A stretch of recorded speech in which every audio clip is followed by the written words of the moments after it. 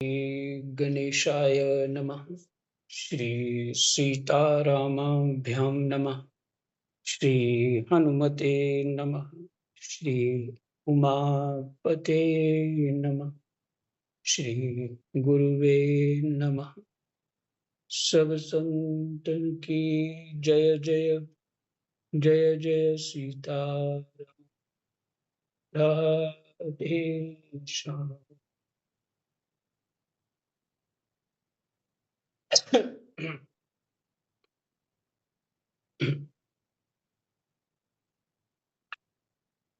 तो कुछ याद है? कोई श्लोक कहाँ तक पहुंचे? महाराज जी 16 तक किया था। ठीक है, 16 कर लिया था महाराज जी। 16 17 तक कर लिया था महाराज जी। ठीक है जी, ठीक। महाराज जी हाँ जी, अगर कल वाला फिर से रिपीट कर सकते हैं? कर सकते हैं। हाँ जी, हाँ, थोड़ा वो कनेक्शन ठीक नहीं मिल रहा था ना, तो आज अगर आप दोबारा कर दें तो। चलो वही करते हैं। 12वां अध्याय, ठीक है जी। सप्तम स्कंद, 12वां अध्याय, ब्रह्मचर्य और वानप्रस्थ आश्रमों के नियम। तो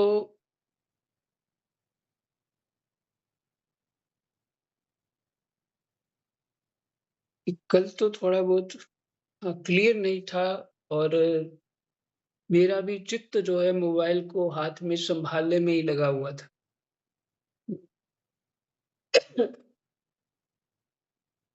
नारद जी कहते हैं, धर्मराज, पहले प्रार्थना कर लेते हैं। कृष्णाय वासुदेवाय हरे परमात्मने प्रणतः क्लेशनाशा गोविन्दाय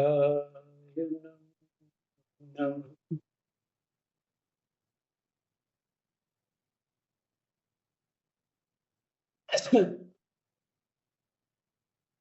नारद जी कहते हैं, धर्मराज, गुरुकुल में निवास करने वाला ब्रह्मचारी अपनी इंद्रियों को वश में रखकर दास के समान अपने को छोटा माने, गुरुदेव के चरणों में सुदृढ़ अनुराग रखे और उनके हित के कार्य करता रहे।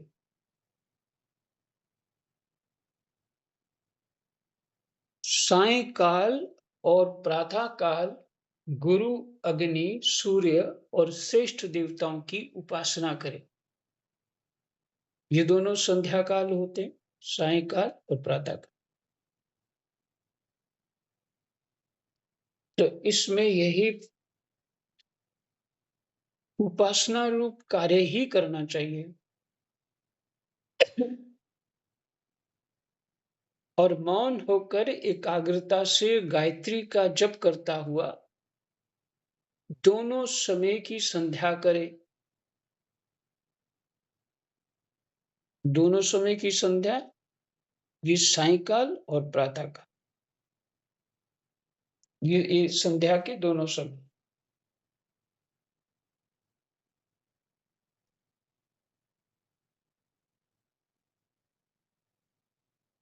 ऐसे होता था कि बच्चों को 10-11 साल में ही गुरु मंत्र, गायत्री मंत्र मिलता और उसका वो जप करते थे, और इसका सुबह और शाम, और उसमें तर्पण इत्यादि भी हो जाता है साथ में, वो सब विधि होती है। तो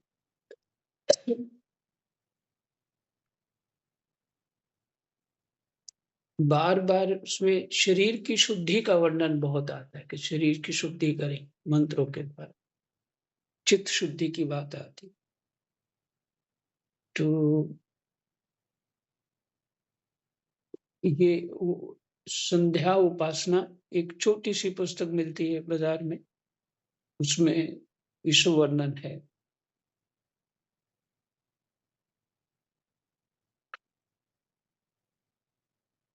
तो आज जो स्थिति है, बच्चे सुबह उठते हैं तो नहाते धोते और स्कूल चले जाना है और सारा जीवन वही रूटीन रहती है। तो संध्या छूट गई, कभी जभी कुछ कारण हुआ तो भगवान जी के सामने किसी कामनावश लग गए, धूप दीप नैवेद्य देने के लिए, बस इतना ही रह गया। और अपनी जो सनातन की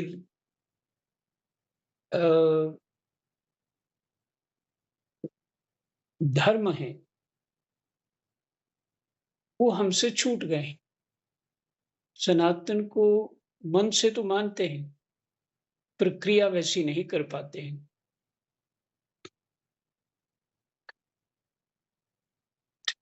ये हमारी विचित्र दशा है। हाँ,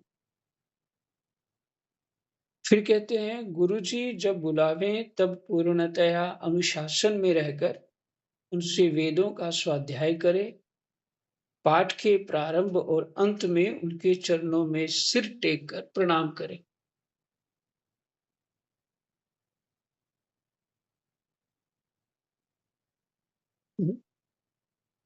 पाठ के प्रारंभ और अंत में उनके चरणों में सिर टेक कर प्रणाम करें। हम जहाँ पढ़ते रहे, अभी मैंने तो बड़ी देर से शुरू किया इसको पढ़ना, तो वहां पे ऐसा ही नियम है। वो दरी पे बैठते हैं और प्रणाम करके बैठते हैं, फिर प्रणाम करके ही उठते हैं। शास्त्र की आज्ञा के अनुसार मेखला, मृगचर्म, वस्त्र, जटा, दंड, कमंडलू, यज्ञोपवीत तथा हाथ में कुश धारण करे। ये गुरुकुल का ड्रेस है जिसकी बात ये हो रही है। जो गुरुकुल में पुराने समय में जब रहते थे, वो विद्यार्थी इस तरह रहते थे। सायंकाल और प्रातःकाल भिक्षा मांग कर लावे और उसे गुरु जी को समर्पित कर दे। वे आज्ञा दें तब भोजन करे और यदि कभी आज्ञा ना दें तो उपवास कर ले। अपने शील की रक्षा करे, अपने शील की रक्षा करे, थोड़ा खाए, अपने कामों को निपुणता के साथ करे, श्रद्धा रखे। अधिक खाने से नींद ही आएगी। और शील की रक्षा करने के लिए भी कम ही खाना चाहिए।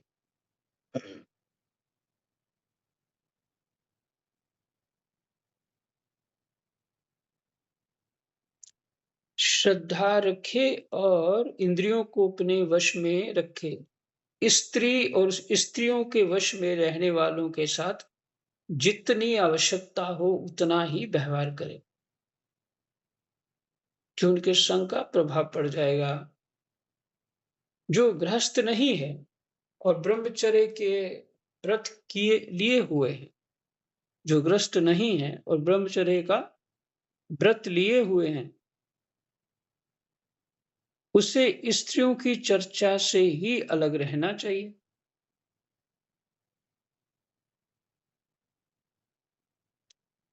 इंद्रियां बड़ी बलवान हैं, ये प्रयत्न पूर्वक साधन करने वालों के मन को भी क्षुब्ध करके खींच लेती। इंद्रियों का अपना स्वभाव है और मन भी उनमें व्यस्त रहा है, इंद्रियों में जन्म जन्मांतर से, तो उसको नियम में चलाना बहुत कठिन है। पर जीव जब प्रयास करता ही रहता है, प्रयास टूट भी सकता है, प्रयास करता ही रहता है, तो वो निश्चित एक दिन संयम पूरा कर लेता।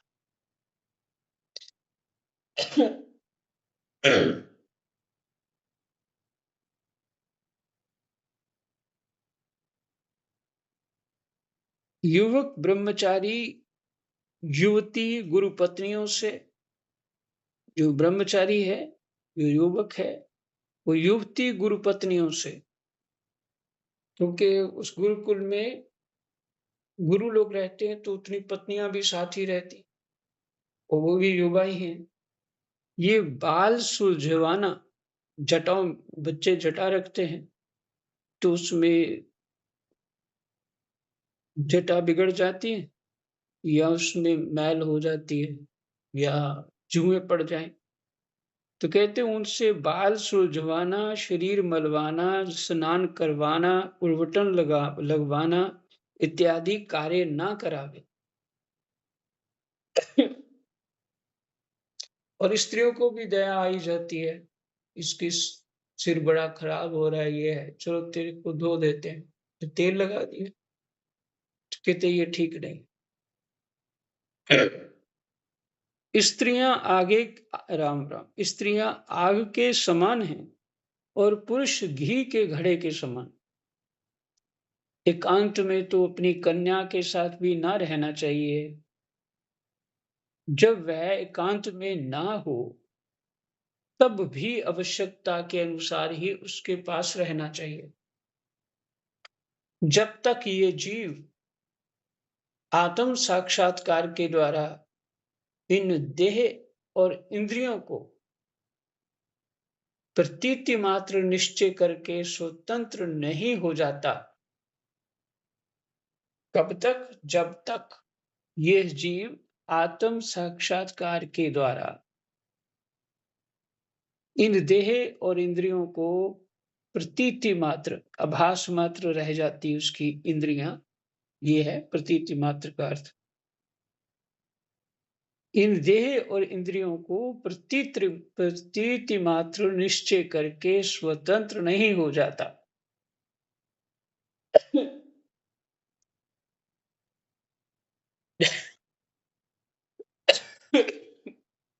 मैंने घटना सुनाई थी, प्रतीति को समझाने के लिए एक घटना पहले बता चुका।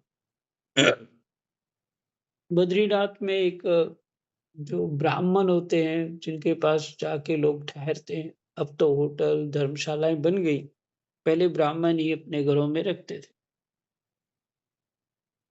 तो वहां एक महात्मा गए और उन्होंने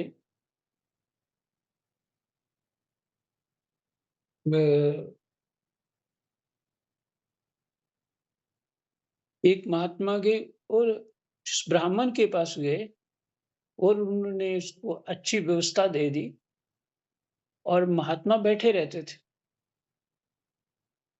तो उस और जो उनके बच्चे थे वो थोड़े से जैसे उदंड थे। उन्होंने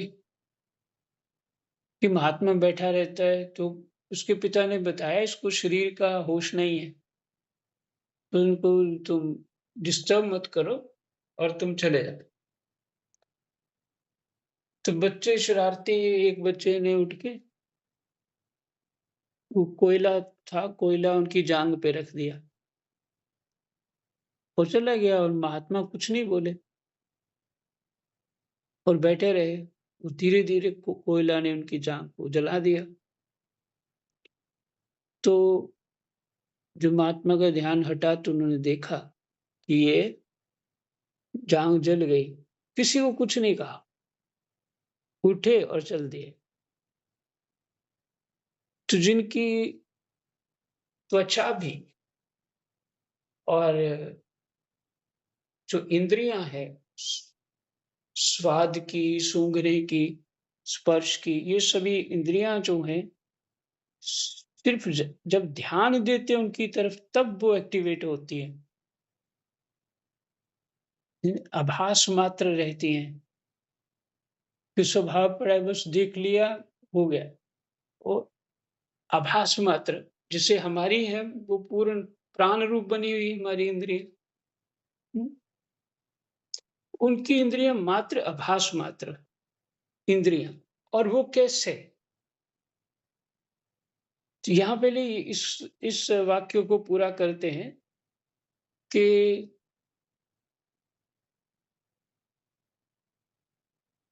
प्रतीति मात्र निश्चय करके स्वतंत्र नहीं हो जाता।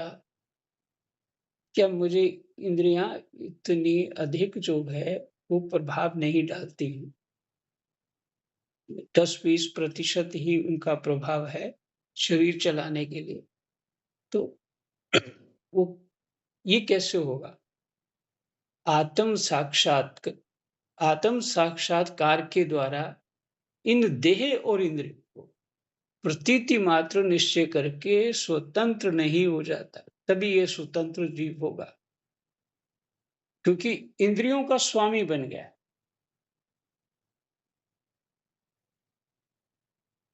तब तक मैं पुरुष हूं और ये स्त्री है, ये द्वैत नहीं मिटता, क्योंकि इंद्रियां प्रबल हैं। बुद्धि देखिए,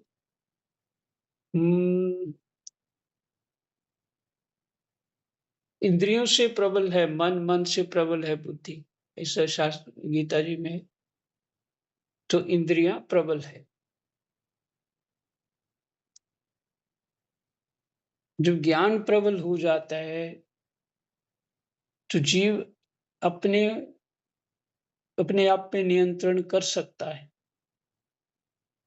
लेकिन मन प्रबल होता है तो अपने आप पे नियंत्रण जीव नहीं कर सकता। उसको जो मन करता है वही करना है। तो जो जिसके मन के अधीन है उसके व्यवहार में, संसार में सफलताएं नहीं होती। जो विवेक के अधीन है वही सफल होता है।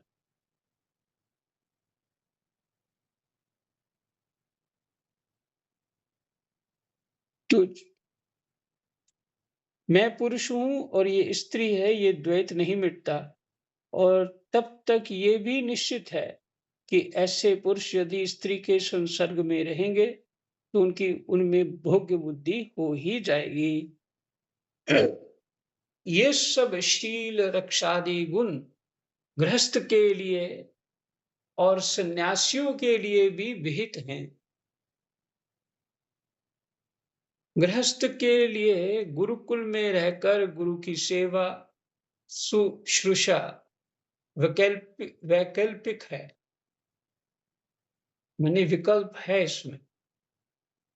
गृहस्थ के लिए गुरुकुल में रहकर गुरु की सेवा, शुश्रूषा वैकल्पिक है, क्योंकि ऋतुगमन के कारण उसे वहां से अलग भी होना पड़ता है।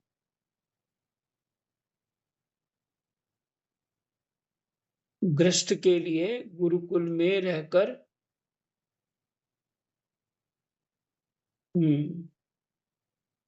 अब ये गुरु जी का तो गृहस्थ है ही है और कई विरक्त गुरु जी भी होते हैं। चलो ठीक है, क्योंकि ऋतुगमन के कारण, ऋतुगमन तो वही होता है स्त्रियों के मासिक धर्म जो होता है, क्योंकि ऋतुगमन के कारण उसे वहां से अलग भी होना पड़ता है। जो ब्रह्मचर्य का व्रत धारण करें उन्हें चाहिए कि वे सुरमा या तेल ना लगावे, उवटन ना मले, स्त्रियों के चित्र ना बनावें, मांस और मद्य से कोई संबंध ना रखें, फूलों के हार, इत्र, फुलेल, चंदन और आभूषणों का त्याग कर दें। इस प्रकार गुरुकुल में निवास करके दुर्जाति को अपनी शक्ति और आवश्यकता के अनुसार वेद, उनके अंग, शिक्षा, कल्प आदि और उपनिषदों का अध्ययन तथा ज्ञान प्राप्त करना चाहिए। फिर यदि सामर्थ्य हो तो गुरु को मुहमांगी दक्षिणा देनी चाहिए। इसके बाद उनकी आज्ञा से गृहस्थ, वानप्रस्थ अथवा संन्यास आश्रम में प्रवेश करे या आजीवन ब्रह्मचर्य का पालन करते हुए उसी आश्रम में रहे। यद्यपि भगवान स्वरूपतः सर्वत्र एक रस स्थित हैं, अतएव उनकी कहीं उनका कहीं प्रवेश करना या निकलना नहीं हो सकता। फिर भी अग्नि, गुरु और आत्मा समस्त प्राणियों में अपने आश्रित जीवों के साथ वे विशेष रूप से विराजमान हैं। भगवान सर्वत्र हैं, फिर भी अग्नि में, गुरु में और आत्मा में और समस्त प्राणियों में विशेष रूप से भगवान विराजमान हैं। इसलिए उन पर सदा दृष्टि जमी रहनी चाहिए। दृष्टि जमी रहनी चाहिए कि उनके प्रति आदर बुद्धि होनी चाहिए। इस प्रकार आचरण करने वाला ब्रह्मचारी, वानप्रस्थ, सन्यासी अथवा गृहस्थ विज्ञान संपन्न होकर पर ब्रह्म तत्व का अनुभव प्राप्त कर लेता है।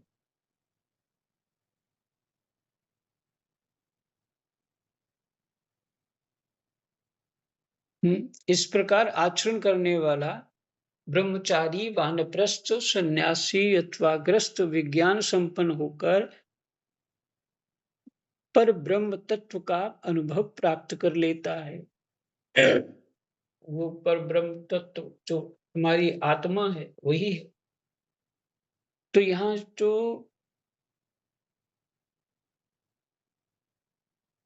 जो हमारा कल्चर क्या कह लेते हैं, सनातन जो वैदिक सभ्यता है, हमारी संस्कृति है, वो परमात्म प्राप्ति के लिए है। अभी तो यहाँ पे वानप्रस्थी और ब्रह्मचर्य और आश्रमों के नियम की बात कहे इस प्रसंग में है। देखिए, पीछे वर्णाश्रम धर्म में जो आपने सुना, तो यहाँ संयम की बात है, मन की बात नहीं है कि हमें मन के अनुसार सब सुविधाएं मिले, मौज मस्ती मिले तो वो ठीक है। ये संस्कृति हमारी नहीं है। हमारी संस्कृति है वेद के अनुसार जो जीवन होना चाहिए वही भगवान की आज्ञा है, जिससे हम 84 लाख योनियों से भटकते भटकते मनुष्य शरीर प्राप्त जो किया है, इसको शरीर को साधन बना के संयमी और ज्ञान संपन्न होकर के आत्म अनुभव कर लें तो सदा के लिए सुखी हो जाएंगे। ये है हमारी संस्कृति, हिंदू धर्म। तो जो मन के अनुसार मन और सुविधाओं में जीवन बनाने के लिए अथवा उसमें रहने के लिए उसी को हम एडवांस माने या उसी को हम और एक क्या बोलते हैं उसको, हम तो कहेंगे जो देश बड़ा ऊंचा वो नहीं, जिनमें बड़ी संपन्नता होती है उसको अच्छा माने। हमारी संस्कृति में ये है ही नहीं है। अध्यात्म की संस्कृति है और ऐसा नहीं है कि ज्ञान विज्ञान इसमें नहीं है। ज्ञान विज्ञान तो बहुत है इसमें। जब ऋषि लोग इतने इतने बड़े विमान बना लेते थे, पीछे जो आपने सुना पाठ, भगवान शंकर का नाम त्रिपुरारी पड़ा, तो वेदों से ही विज्ञान है। उस मयासुर ने वो 3 जो विमान बना रखे थे, 3 नगरों के समान थे और उनका कोई शोर किसी प्रकार का नहीं होता था और अदृश्य हो जाते। और फिर कैसे थे वो? स्वर्ण का था, लोहे का था और चांदी का था। तो विज्ञान अभी ये वाली जो विज्ञान है हमारा, वो तो अभी साइंस वहां तक तो पहुंच नहीं पाई। अच्छा, ये अध्यात्म से होता है, सूक्ष्म तत्वों को समझ करके होता है।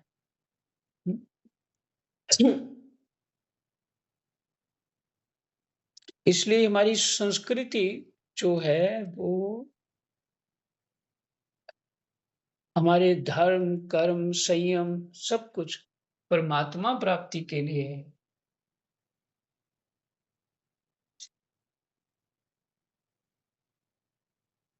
अब मैं ऋषियों के मतानुसार वानप्रस्थ आश्रम के नियम बतलाता हूँ। इनका आचरण करने से वानप्रस्थ आश्रमी को अनायास ही ऋषियों के लोक, महर्लोक की प्राप्ति हो जाती है।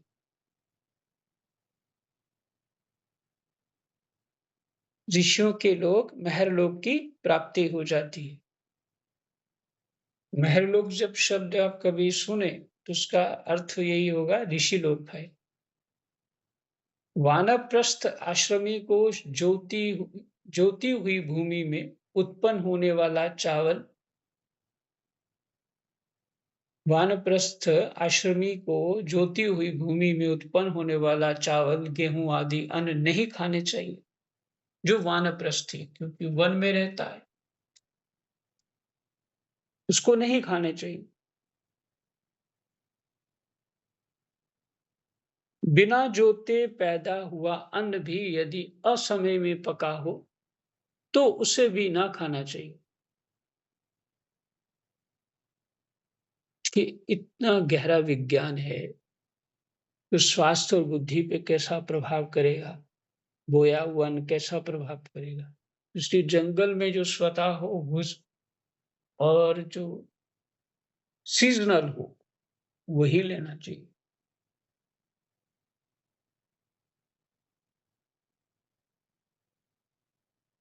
आग से पकाया हुआ या कच्चा अन्न भी ना खाए।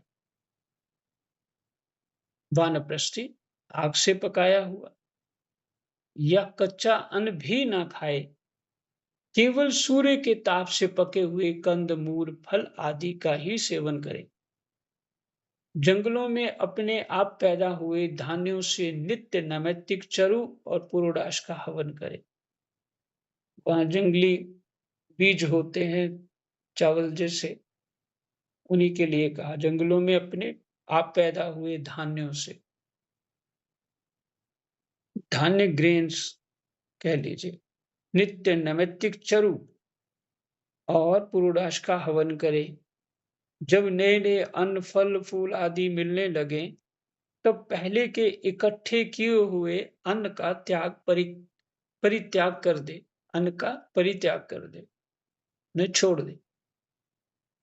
अग्निहोत्र के अग्नि की रक्षा के लिए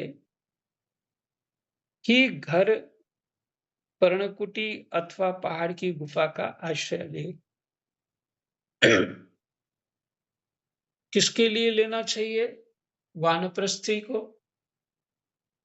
कि हवन करना है, अग्निहोत्र हो गया, और अग्नि की रक्षा के लिए ही कोई कुटी बनाए, घर बनाए अथवा पहाड़ की गुफा का आश्रय ले।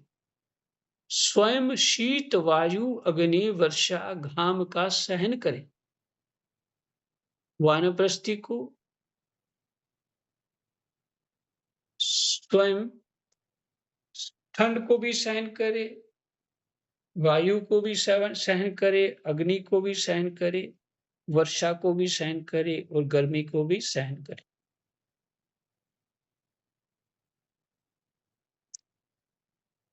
जिनका जीवन आचरण युक्त होगा आरंभ से ही, उनमें तो इतना बल होगा,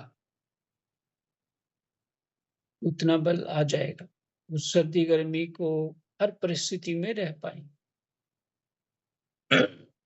आज जो स्थितियां वानप्रस्थी की, तो वही 60 साल में ही होती शुरू, तो 60 साल में इधर तो ज्यादा सुविधा चाहिए, एसी भी चाहिए, सर्वेंट भी चाहिए, और बहुत सारी सुविधाएं चाहिए। तो जिनका जीवन पहले से ही ऐसा हो, उनके लिए ये सब।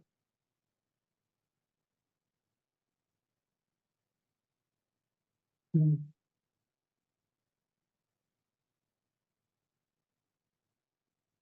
सिर पर जटा धारण करे और केश, रोम, नख एवं दाढ़ी, मूंछ ना कटवाए तथा मैल को भी शरीर से अलग ना करे।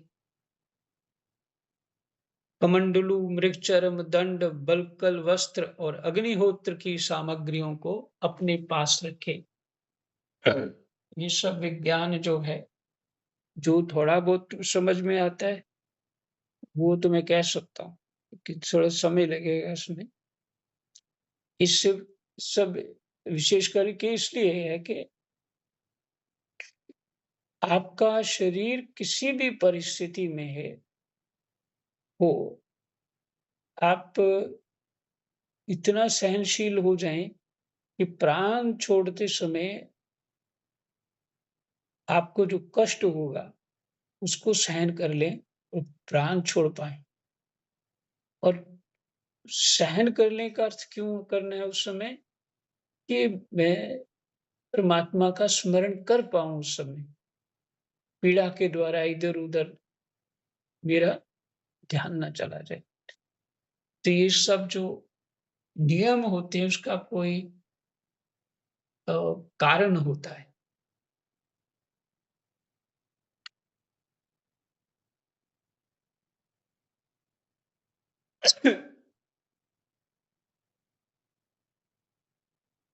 विचारवान पुरुष को चाहिए कि 12, 8, 4, 2 या 1 वर्ष तक वानप्रस्थ आश्रम के नियमों का पालन करे। हो सके तो 12 वर्ष, नहीं तो 8 वर्ष, 4 वर्ष, 2 वर्ष, 1 वर्ष नियम तो करे ही। ध्यान रहे कि कहीं अधिक तपस्या का कलेश सहन करने से बुद्धि बिगड़ ना जाए। ये भी सावधानी रखें। चिड़चिड़ा हो जाए, स्वभाव बदल जाए, ये ना हो।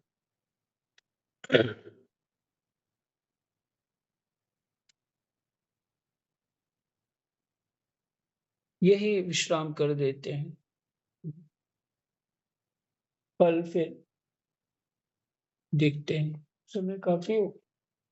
जय जय सीताराम। राधे श्याम। कृष्णाय वासुदेवाय। हरे परमात्मने प्रणतः क्लेशनाशाय गोविन्दाय नमः। जय जय।